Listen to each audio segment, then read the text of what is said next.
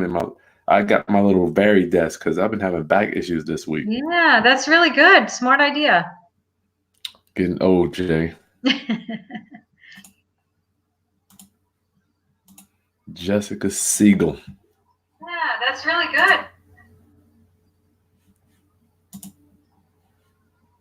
So yes, Rounduppers. Greetings, class. This is Chris Haskins with therealestateroundup.com. We are here early today with Jessica Segal with Attorney Time. Yes, thank you for fitting me in early this morning. My afternoon got a little crazy, and I have a few meetings, so this worked out great.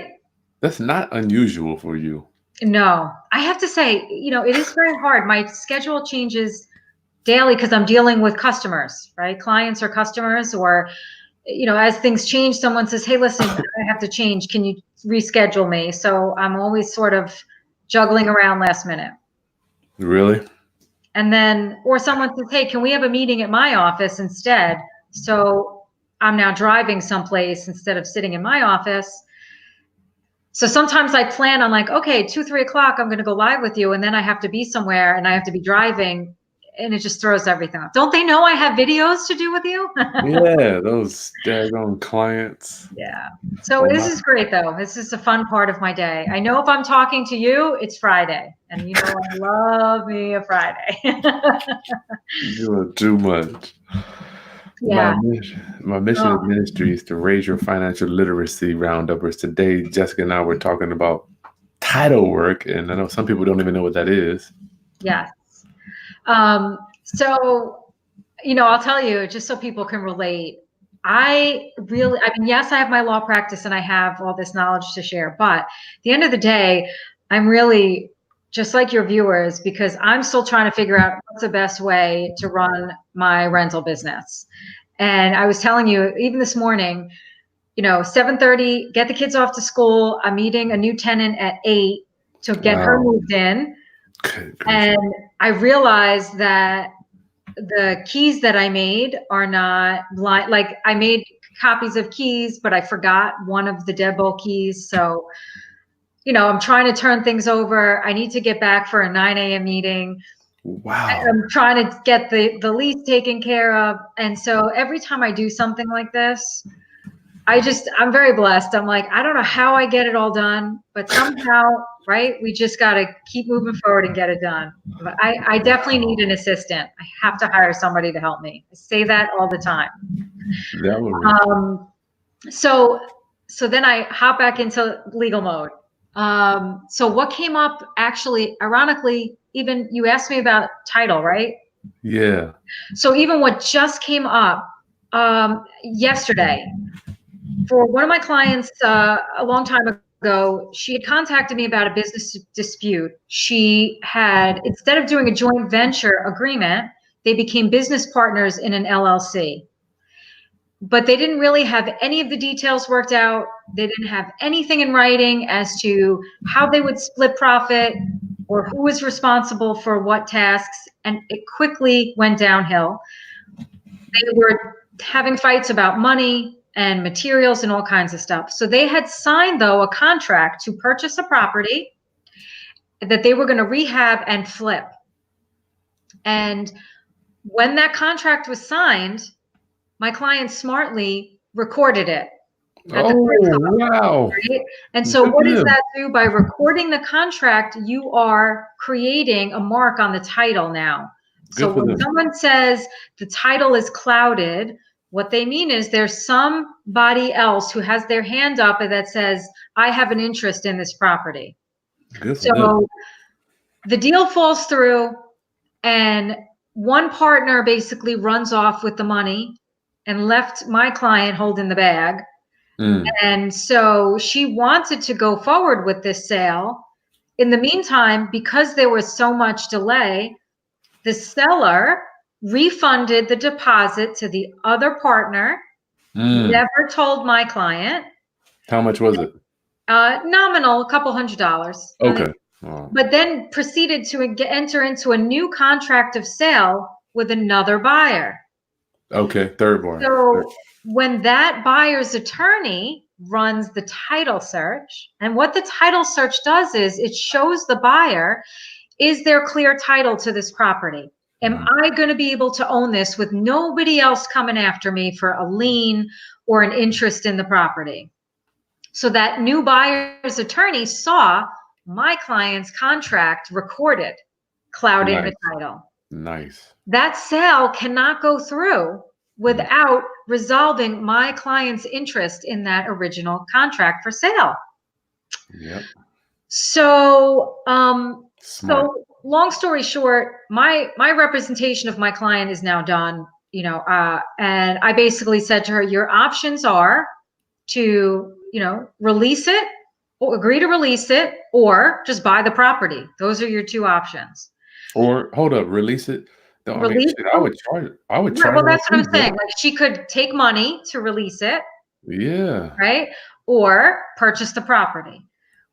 And she just hasn't made a decision. Not sure what she wants to do. So nothing can happen. This property has been sitting for months, at least 5 or 6 months.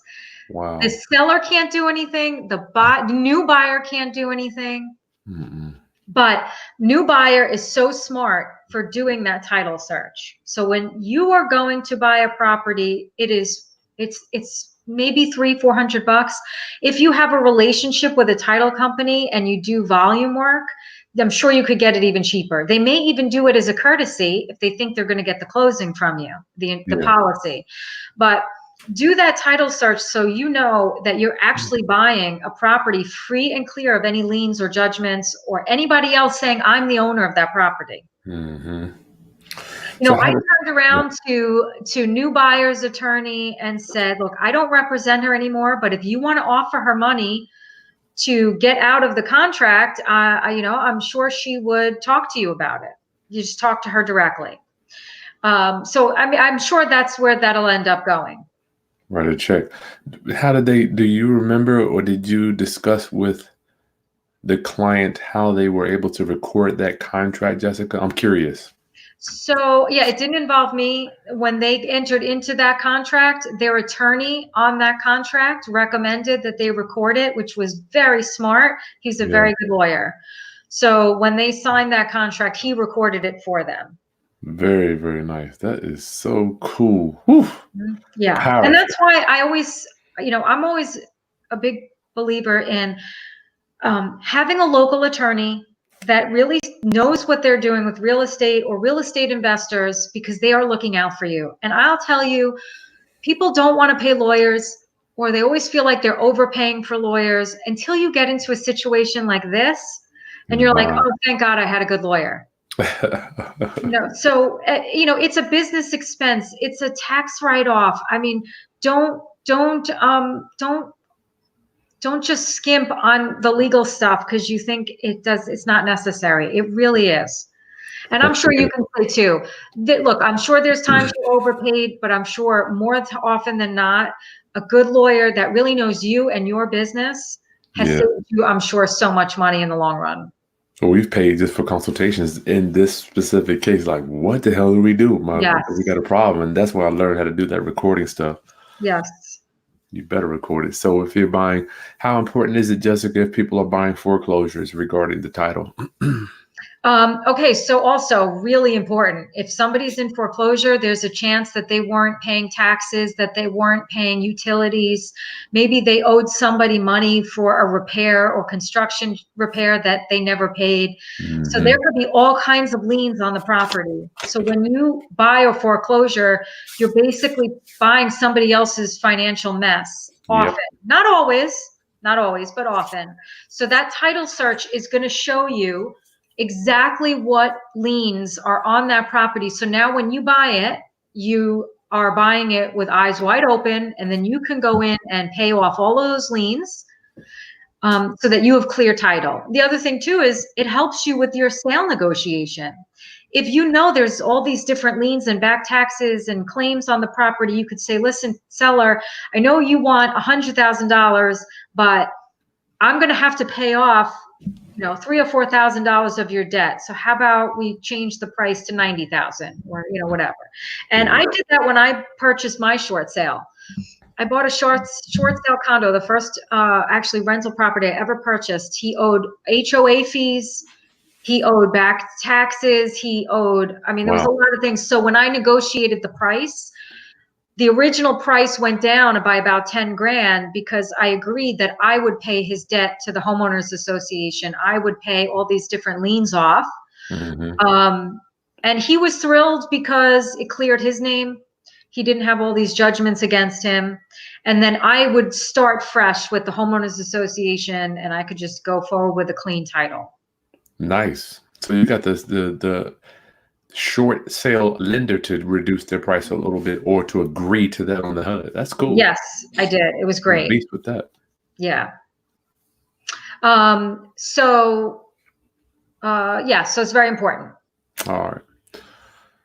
So title work, let me ask you about positioning of when we're looking at foreclosure houses, Jessica. Yes. How important is it for my round-uppers to understand, just have a general understanding of positions of mortgages on a title report?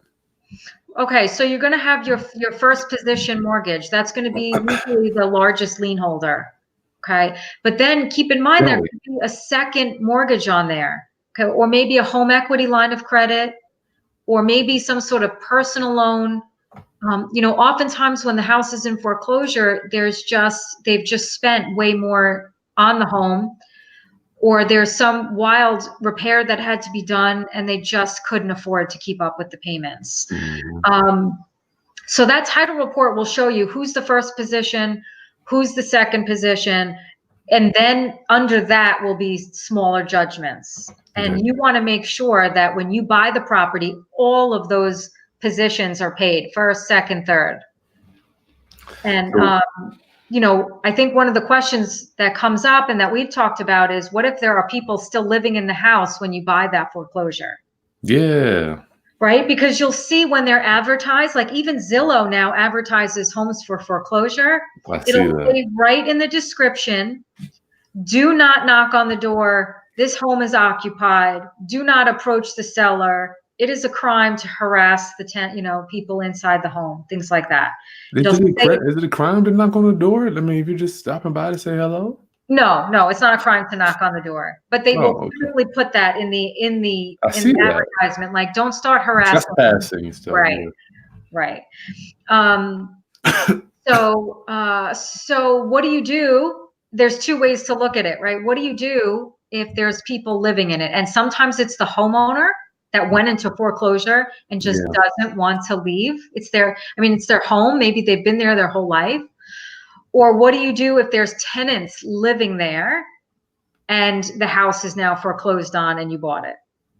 So there's two things. If either way, though, I'll say this, either way, you don't get to just change the locks and put their stuff on the front lawn. You don't. As we may want to. Yes, that's how you end up in handcuffs if you go and do that. So, just like any other property, there's legal action that must be done. So here's the thing. If you're going to buy a property, make sure you ask and know if it's occupied or not. That's key. If you don't want to deal with getting anybody out, buy a vacant foreclosed property. If you know for a fact there's somebody in there and it's occupied, you have to factor that into the sale price, because it is going to take you anywhere from 60 to 90 days at a minimum to Minimum. evict this person. Yeah. Now, if it's a tenant that's been living there, they have to keep paying the rent now to the new owner, which would be you. By law, they have to keep paying the rent, but you can now, the old landlord who they had that lease with is no longer their landlord. So that lease is no longer valid. But like I said, you can't just change the lock. So you have to go to court and file for eviction to get them out. You need to send them notice that you are the new owner of the property. This is where you should be sending rent. However, I'm terminating your lease. And like in New York, it depends on how long the person has lived there. Could be anywhere from 30 days to 90 days, maybe longer, depending on where you live in the country. But you have to give some notice. that you are a new owner, their lease is no longer going to be honored, and that you are going to begin eviction proceedings. Gotcha. So, and we've discussed this before, communication goes a long way. You can knock on the door and say, hey, listen, I'd really like you to move out sooner rather than later. Maybe you give them some sort of incentive to get out faster. But if they're paying rent already and they're good tenants, just let them keep paying the rent while you go forward with your court proceeding. Yeah, good idea. If it's the owner of the home who just doesn't want to leave, then you really have to just make sure you follow the very specific eviction rules of your state to a T. Make sure you're doing proper service, proper notification. Highly recommend you use an attorney. Because the slightest misstep in any of the rules will reset you to the beginning. Set. Yeah. Back to when you say beginning, what do you mean, Jess? Like how to start the filing process all over again. All the way back. Yes. And so it may take you 3 months to evict somebody. And if you don't follow the proper service rules or you didn't give the proper notice, you have to go all the way back and refile the eviction petition.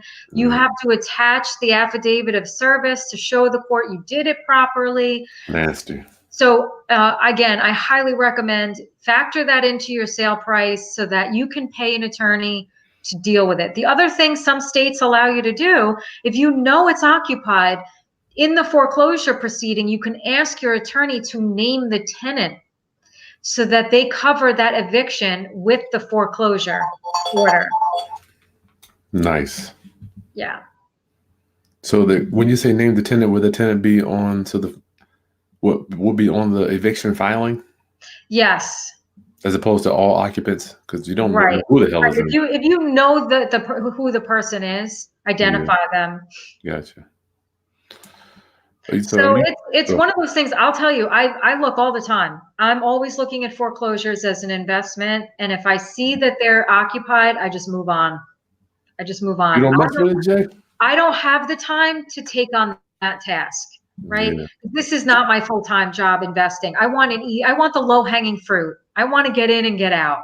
Gotcha. But if someone like you or someone like Eddie, where this is their business, this is their income, they have a staff, then you're actually probably going to get a better deal, because most people like me see that there's an occupant, they know it's going to be more work, and they just back off. So the more experienced investors are going to be there to grab that deal. I got you. Yeah, I love it. I mean, my thing is I love it when there's somebody in there. That gives me a challenge to kind of work with them. Yeah, absolutely. And who knows, maybe they've been a great tenant and they want to stay. And the homeowner just wasn't keeping up with their mortgage. It's not always the tenant's fault. But if let's say the tenant just stopped paying rent for months and months and months, and the investor couldn't pay the mortgage, and now the bank is foreclosed, it's going to be somebody else's property to get that tenant out. Somebody else's problem to get that tenant out. Yep, you had to get. So let me ask you, Jay, if there is a lease in place, I'm hearing through the streets, or do we have to honor that lease? So here's the thing. I'll say this, there's always an it depends, right? Isn't that always my answer? If they're a Section 8 tenant, or they are a rent control tenant, like for example, in New York City, then that lease has to be honored until it's done. Unless you're buying the property because you want to live there. If you want to live there and make it your primary residence, then you ask the court to start the eviction. Gotcha. But if it's just an investment property, you have to write out that lease if they're in a program, a government program. Gotcha. For houses where it's not a government program, no, you don't have to honor it, but you have to give them proper notice. Like for example, in New York, it's going to be 90 days, typically. You have to send them a letter that says, keep paying your rent while you look for a new apartment. And if you're not out by X date, I will start eviction proceedings. So we're in New York. We are what? You have to give them 90 days. This is going to take you another 30 to 60 to get them out. I mean, what are we looking at? Right? That's what I'm saying. It could be 4 to 6 months before you even get this back under your control. Now, the other thing you can do is you could turn around and say, hey, listen, tenant that lives here, I know you were paying X amount of dollars with this landlord. I'm the new landlord. You can either move out or you can sign a new lease agreement with me for X amount of dollars. So maybe you were paying $700 with this other landlord. I'm now the landlord. I have to deal with all these expenses. If you want to stay, my lease is $1,000 a month. It's up to you. So you can either leave or Make you it can difficult. stay. But if you stay, this is the new terms. Gotcha. So it's always going to be flexible. You know, you can always work with them. And it's like nothing else. If you really want them to go, say, hey, listen, I just bought the place. How about I give you $1,000 to go move and find someplace else to live? Move on down the street. And that's a business decision. I got to tell you, I was thinking about you that earlier this week. I've got a resident that hasn't paid November. Here we are at the end of November. December is coming. Christmas. I'm like, Jay, I have to make a decision. Well, good Lord. You're going to become Santa for them. Santa Chris. Santa Chris. Good Lord. Chris Kringle. I will be. Because in my experience, December December specifically, but also January 1 is when people don't pay the rent. They're always going to put their family before paying the rent and all those Christmas presents that they want to buy. I think, unfortunately, you're probably going to be seeing me going live over the next few weeks, having to let her go. Yeah. Well, my recommendation is send her the notice, serve the notice. You can always agree to take payments, but start the legal process. Otherwise, you'll be behind, so far behind in January. Well, they paid. Let me tell you, Jay. I mean, I think that's just staying in the framework of interacting with residents. Yeah. The court date was this past Monday, right? Because I'm on it, right? Well, usually I am, but they've been with me for 3 or 4 years now. The court date was Friday. They mailed it, so I got it Saturday. I called the clerk Monday morning, and I asked for continuance. Yeah. All right. So they asked me what date did we want. I'm like, you know what? Let's give them 2 weeks. So I'm already back on the docket for December 2nd at 9:00. Good. So just rough, Jay. When I just think about people, I think about how grateful I am to be where we are here and how blessed we are. But it doesn't take much, Jay. And I've seen it. That thing, the tide can turn so quick. And then you're on the other side like, hey, I need help. Yes. How far do you go? I mean, you walk this life too. Oh, yeah, absolutely. No, I mean, that's really what I was facing. I was like, if I didn't get this woman out, I wouldn't be able to make the mortgage payment. I had to get somebody in who could pay the rent. Yeah. So at some point, my generosity was going to end up costing me this property. I had to at some point put my business hat on and say, I can't keep allowing this to go on. Gotcha. Nice. Yeah. All right. We got some questions. You got a few seconds, or you? I do. No, I have a few seconds. Today, it's I've got a few minutes to breathe this morning. Good. Do you close real estate deals in Long Island? Chase dollars. Yes. Nice. So we do. I'm very close to Long Island. I'm about an hour and a half from Long Island. Question. Paul J. Does VA offer a warranty deed? My real estate agent is telling me no. What? Yeah, you get a warranty deed, but unless you're buying an REO, it's going to be a special warranty deed. It won't be a general. Jessica, I mean, you want to chime in on that? I can't speak to Virginia. I really don't know. I don't know where they are, but I can't imagine the VA not giving you a regular deed, brother. Were they talking about Virginia or the Veterans or the Veterans? Veterans Association. Oh. He's getting a loan. I imagine really don't know. I've never had that come up. Mr. Covington, how do you determine the appropriate amount to rent to your tenants, Jay? Oh, great question. And this is a question everybody should be asking themselves before they even purchase the property. Yep. Okay, so what a rent has to be, make sure all the expenses on the property, so that the rent coming in covers your mortgage, your taxes, your insurance, any utilities that you're providing, plus a little bit of a cushion in the event of an emergency. And then you have to look at what's the market. Okay, what is the going rate for rentals in my area? What amenities do I have? Is my apartment in great condition? Does it have, perks that some other property doesn't have to make it worth more rent? Gotcha. Or is it kind of shabby and could really use some fixing up, and I don't want to do that yet, so I'm going to actually charge a little bit less. So there's all these variables that come into play. But at the very least, you want to make sure all your expenses are covered and you make a profit. Otherwise, why have the property? Yeah, don't be like me and buy a house to try to get break even. You will be sad. Yeah. You will be sad. Jay, let me ask you, have you ever thought about doing a lease option with that to another investor and just saying, listen, pay me one, you pay me, or do a lease option or owner finance to some other investor, let them take over and just pay you a monthly. Yes. You turn it to the I've bank, actually, that's where I'm at right now. I'm at, okay, I really should consider, I have this marketable product. It's a 2-family home in a desirable town with great school district, and I have a mortgage on it, right? So I'm that prime seller. And so just this week when dealing with these 2 tenants, I was like, I really should sell it. I really should sell it and move on to something that's more manageable. Well, I'm just thinking just for instance, if you marketed it and the way I look at it, the value you're going to bring to a guy like me, a full-time guy, is you're going to finance me. Yeah. And then I can just pay you every month and let me deal with the headaches, Yes. So the answer to that question is yes. I think that I should seriously consider that.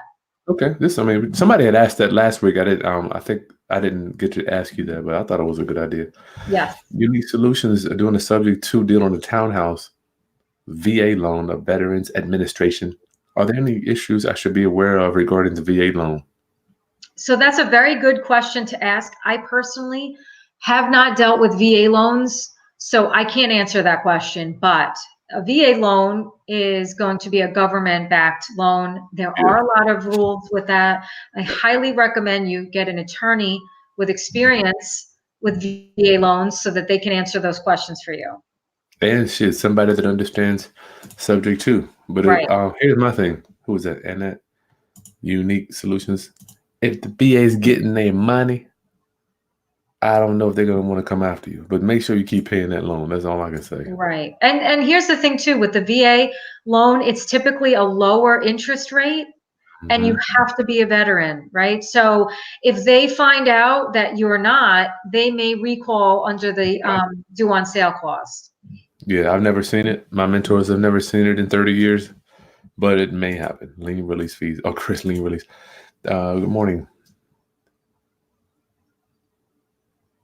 Oh man, we always use land trusts for properties, even wholesaling. That's right, and double closing. That's right, using land trust. My question is, when you are with a seller, do you deal with the sellers automatically put the Main Street Trust and/or signs when you tell the title company I'm putting it in the trust? We don't use the word and/or signs. We use the word and/or nominees. But yes, same thing. That's for a wholesale question, Jay. Okay.